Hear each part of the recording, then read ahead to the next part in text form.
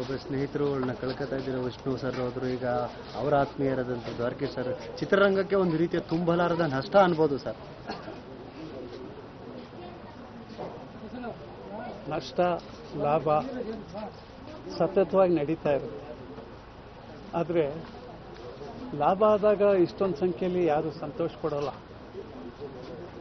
ನಷ್ಟ ಆದಾಗ ಎಲ್ಲರೂ ದುಃಖವನ್ನು ಹಂಚಿಕೊಳ್ತಾರೆ. ಇವತ್ತು ನಮ್ಮದೇ ದುಃಖದ ಪಾಲು. ತುಂಬ ಆತ್ಮೀಯರು, ಮಾರ್ಗದರ್ಶಕರು, ಸೋಲು ಮತ್ತು ಗೆಲುವನ್ನು ಎಲ್ಲವನ್ನು ಸರಿಸಮಾನವಾಗಿ ತೆಗೆದುಕೊಂಡಂಥ ಒಬ್ಬ ಧೀಮಂತ ವ್ಯಕ್ತಿ ಅಂತ ನಾನು ಹೇಳಕ್ಕೆ ಇಷ್ಟಪಡ್ತೀನಿ. ಯಾಕೆಂದರೆ ಒಬ್ಬ ಹಾಸ್ಯ ನಟನಾಗಿ ಬಂದು ಬಹಳಷ್ಟು ಸಮಯ ವಿಶೇಷವಾದ ಒಂದು ಸ್ಥಾನಮಾನ ಗಳಿಸಿದವರು. ಕರ್ನಾಟಕದ ಕುಳ್ಳ ಅಂತಾನೆ ಹೆಸರಾದವರು. ಅಷ್ಟಕ್ಕೆ ಸೀಮಿತ ಆಗಲಿಲ್ಲ. ಸುಮಾರು 51 ಸಿನಿಮಾಗಳನ್ನು ನಿರ್ಮಾಣ ಮಾಡಿದ್ರು. 17-18 ಸಿನಿಮಾ ನಿರ್ದೇಶನ ಮಾಡಿದ್ರು. ಎಲ್ಲವೂ ಅತಿ ಶ್ರೇಷ್ಠವಾದ ಕೊಡುಗೆಗಳು. ಕನ್ನಡ ಚಿತ್ರರಂಗಕ್ಕೆ ದೊಡ್ಡ ಅಡಿಪಾಯವನ್ನು ಹಾಕಿದಂಥ ಒಬ್ಬ ವ್ಯಕ್ತಿ. ಅಂತ ಹೃದಯವಂತ ಒಬ್ಬ ವ್ಯಕ್ತಿನ ನಾವು ಇವತ್ತು ಕಳ್ಕೊಂಡಿದ್ದೀವಿ.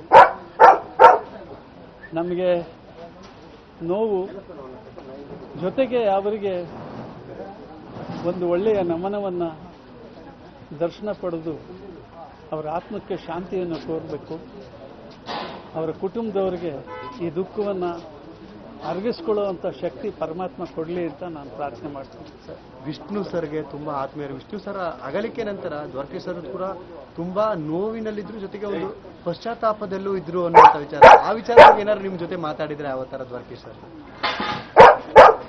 ಅವರು ಮಾತಾಡಿರ್ಬೋದು, ಮಾತು ಎಲ್ಲರ ಬಗ್ಗೆನೂ ಆಡ್ತಾರೆ. ವಿಷ್ಣುವರ್ಧನ್ ಮಾತ್ರ ಅಂತಲ್ಲ. ವಿಷ್ಣುವರ್ಧನ್ ಅವರು ತೀರ್ಕೊಂಡಾಗ ವಿಷ್ಣು ಅವರ ಸಮಾಧಿ ಮುಂದೆ ಸುಮಾರು 4 ಗಂಟೆ ಮಾತಾಡಿದ್ದೀವಿ. ಆದರೆ ಮನುಷ್ಯ ಎಲ್ಲಕ್ಕೂ ದುಃಖಕ್ಕೆ, ಸಂತೋಷಕ್ಕೆ, ಪಶ್ಚಾತ್ತಾಪಕ್ಕೆ, ಖುಷಿ ಪಡೋದಕ್ಕೆ ಅವರಲ್ಲಿ ಯಾವುದೂ ಭೇದ ಭಾವ ಇರಲಿಲ್ಲ. ಎಲ್ಲವನ್ನೂ ಧೈರ್ಯವಾಗಿ ತಗೊಂಡಂಥ ವ್ಯಕ್ತಿ. ಮಾತಾಡಿದ್ದಾರೆ. ಯಾವುದು ಒಳ್ಳೆ ವಸ್ತುನ ಕಳ್ಕೊಂಡ್ರೆ ಯಾರು ದುಃಖ ಪಡೋಲ್ಲ? ಈಗ ಅವ್ರನ್ನ ಕಳ್ಕೊಂಡು ನಾವು ದುಃಖ ಪಡ್ತಾ ಇಲ್ವಾ? ಎಲ್ಲರೂ ಸಹಜವಾದ ಮನುಷ್ಯ. ಅವರ ಆದರ್ಶನ ನಾವೆಲ್ಲರೂ ಪಾಲಿಸ್ಕೋಬೇಕು. ಸಕ್ಸಸ್ ಕೊಡಬೇಕು ಅನ್ನೋ ಉದ್ದೇಶ ಇರಬೇಕು.